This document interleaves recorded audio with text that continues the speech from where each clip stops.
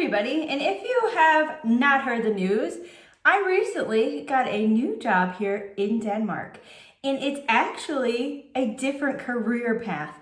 And I've noticed some things about my new job in the working environment here in Denmark that is much different than what I expected compared to what I've experienced in the United States. And I'm going to tell you about it right now. Stay tuned. Come along as my Danish husband and our 2 sons show this American what it means to live a life in Denmark. My New Danish Life. Hi there and welcome back. If you're new to my channel, my name is Kelly and I'm an American who lives in Denmark. And I've lived in Denmark now for 5 years. And the thing with that is that before, when I lived in the United States, I was a high school teacher. And when I moved to Denmark, I actually was a folkeskole teacher here. So that was grades like 0 through 10, right? I noticed there was a lot of differences between an American school and a Danish school. And I have videos where I talk about that. I have quite a few videos where I talk about American and Danish school systems. But when I think about this new career path, I work in a business, right? I work in corporate Denmark. It's very different from being a teacher, first of all. But when I think about the working environment, it is so not what I was expecting. I know a lot of people who have corporate jobs in the United States, who work for big companies, and really just the idea of what is normal is so different in Denmark. It's to the point where if I ever get a different job in the future, I don't think I want to work for any other type of company except for a Danish company, because I'm really starting to enjoy this type of environment. Let me tell you about that. But before we do, if you have not yet subscribed to my channel, please consider clicking the red button. I would really appreciate it if you followed along as a subscriber. Okay, one thing that I noticed right off the bat is the dress code. I mean, nobody is walking around with a clipboard making sure that you're wearing a certain type of clothing. But I can't believe how casual it is. Like I said, I know people who have jobs in corporate businesses, whatever, and they're always wearing very nice clothing, right? They're wearing business suits or slacks or ties or dress shirts or whatever. Women may be wearing skirts or, pantsuit sets or dresses or whatever. But it's really crazy. It's different because I wear jeans almost every single day. Sometimes I dress up. Sometimes I wear something a little bit more professional looking. I guess it might depend if I have like certain meetings with different types of people. But if I'm really just working with my team, I wear jeans. So that was number one. Right away, my very first week of my job, I'm wearing, really nice clothing. And I'm looking around, and even at my internship, there were people in like yoga pants. And I thought, what? Startup companies are a little bit different than maybe some of these bigger corporations, but nobody's been wearing yoga pants where I've been at my new job. But still, the casual clothing was kind of a shock for me. Number 2 is probably one of my favorite things, is that they focus on the person more than the job. I keep thinking back to the time when I was teaching, and I was a German teacher, and I was the only German teacher in my school, and I kept thinking, if I take time off to be with my kids after I have a baby or whatever, more than the 6 weeks that's allowed, right? What's going to happen to my program? And I was so focused on my job. And I was evaluated based off of how many days I took off work. I was on bed rest from a pregnancy where I had 55 days when I couldn't work because of a medical condition with my pregnancy. And they wanted to give me a low score on my evaluation because I missed so much work. And I'm thinking, hello? The doctor said I couldn't. But it's crazy because that would not happen in Denmark. If you feel otherwise, please let me know in the comments. If you have a job here in Denmark, let me know. But the thing is that, I I need to leave work at a certain time, maybe to pick up a kid from school or something, or to take a kid to an appointment or whatever. And they're so chill about it. Like, oh yeah, you go ahead and do that. I'm like, well, we need to have this meeting, but is there any way we can move it? Because I really need to leave at like 3:30 because I have to pick up my son today. And I don't pick up my kids every day, right? Sometimes my kids take their bikes to school, but sometimes I have to take them somewhere, right? And it has to be in the car, and it has to be with the mom. And it's crazy because I don't get judged for that. I don't get judged for being a mom and having to balance my life and my work. And that's something that people have been saying since day one when I moved to Denmark. Oh, I love the work-life balance. And I said, I don't know what that is. I have not seen that. What is this? And I'm really starting to experience it now with my new job. Because if I have to, maybe start working earlier or maybe take some hours at home, it's completely fine. Or if I want to work home because whatever, maybe I have like a kid who is not going to school, well, then I can stay at home and I can do my job from home. It's such a nice feeling to know that I'm being put first and that the job, yes, of course my job is important. Yes, of course there are some things that need to get done, but they realize that we're human beings with a life outside of this job. And it's just such a refreshing feeling knowing that there's no guilt if I have to, if I have to take off early one day.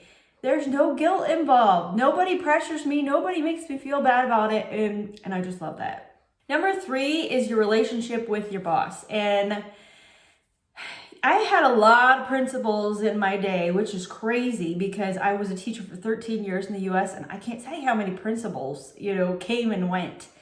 And I was in the same school district, but I can't quite say that I liked many of them because I don't feel that they treated the teachers very well. And when it comes to my boss now, my boss is so nice. It is so crazy, that I can have these, personal conversations with her that, if I'm concerned about something, she's concerned about it, She really wants to make sure that I am enjoying myself at my job and that I'm not getting stressed out. And I just think that is so great.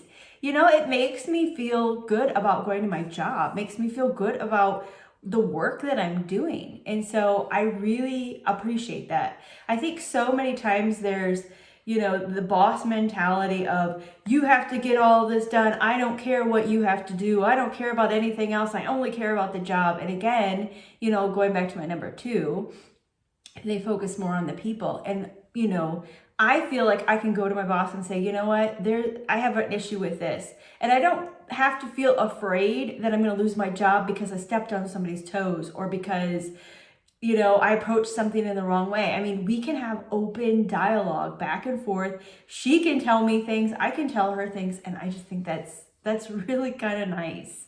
Number 4 is mind-blowing, if you ask me. It's mind-blowing. Me, I am borderline perfectionist. I like to have things, a certain way. And if somebody gives me a task, I want to do it the best of my ability. That's just kind of how I am. But the thing is that I think I put a lot of pressure on myself, but I'm not being, pressured, I guess. And so my number 4 is patience. There's so much patience. And every time I, am doing something at my job, everything is new to me. I'm trying to learn all these different things and get training and whatever. And they're like, you know what? Don't worry about it. It'll come. It takes a while to get, into the flow of it all. And I'm like, wow. You mean you're not expecting me to be an expert on something like on day 2? That's so nice, I just feel like they're really, again, caring about people and having that patience to let me ease myself into this job really, I think, allows me to learn and to adjust much faster because I don't feel the pressure on top of that. I don't know about you guys at your jobs if you feel the same way, but every time I feel like, man, I should know this, or man, I feel bad that I can't help this person do something because I don't have all the information I need yet. And then everybody says, you know what? Don't worry about it. It takes a while, and it's just, I feel like it really does something for my self-esteem. It's almost like therapy, like, you know what? You're all right. It's okay. It's so crazy. It's so crazy. I mean, and it could just be my team that is just so wonderful, right? But I don't know, these days, and I don't work with all Danish people. I work for an international company, but I would say that there is just me and one other person who is not Danish. So I would have to say a lot of this may come from just that Danish work culture. So. And number 5, you gotta love, and I had this at my last job when I was teaching here in Denmark, and this is Fredagsbrød, which is Friday bread. And Friday bread is just really, somebody is assigned every Friday to bring in bread, and there will be cheese and jam and butter and meats and chocolate and who knows what else that you're going to be putting on your bread. It all depends, I think, on the person. I mean, we've done even like chopped up vegetable plates and things like this before when I was teaching. And that's just something that you don't see. I've never really heard about that in the US. As a teacher, we had like a teacher's lounge. Sometimes people went into it, sometimes they didn't. But this is something that really kind of brings everybody together. This is something that we're going to be doing within my team. We are just switched over to a new building, or a new part of the building. So we're getting everything started off fresh, and it's actually going to get started because the Danes are saying we need to do Friday's bread. And I mean, hey, I'm not going to complain about that. I think that's a fantastic idea. And really, it's a time for you to kind of sit down and everybody takes a break and everybody, is eating together.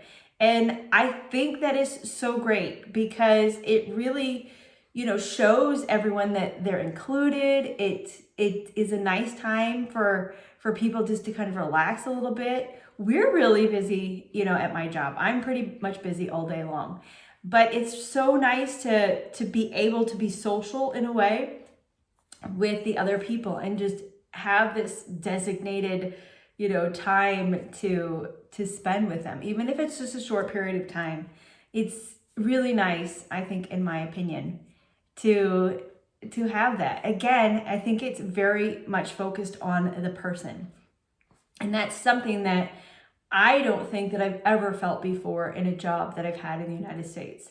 It's always been, numbers driven, like, okay, what's the progress? And I know that teachers, especially in the United States, in certain schools would feel the pressure of, if the students don't perform at a certain level, then you could lose your job, and it's very stressful because there's a lot of factors that go into a kid doing well on a test, and it's not all about what you do in your classroom. So it's really nice to have a job in Denmark. I'm very lucky. I know some people, it's very hard for them to find jobs, but I think I'm lucky because of the work culture. Everybody is very helpful to each other. I think that is so important, but it's also so laid back that I feel that I can do my job and not be as stressed, and I can enjoy it, and I can really get to know the people that I work with. What do you think? What is the work culture like where you are? Let me know what country you're in. And if you are working in Denmark, what do you think about this list of 5? Is it something that you would also agree with? Don't forget to subscribe to my channel. Check out some of my other videos. Share them with people that you think might enjoy my content. I would really appreciate that. And as always, take care.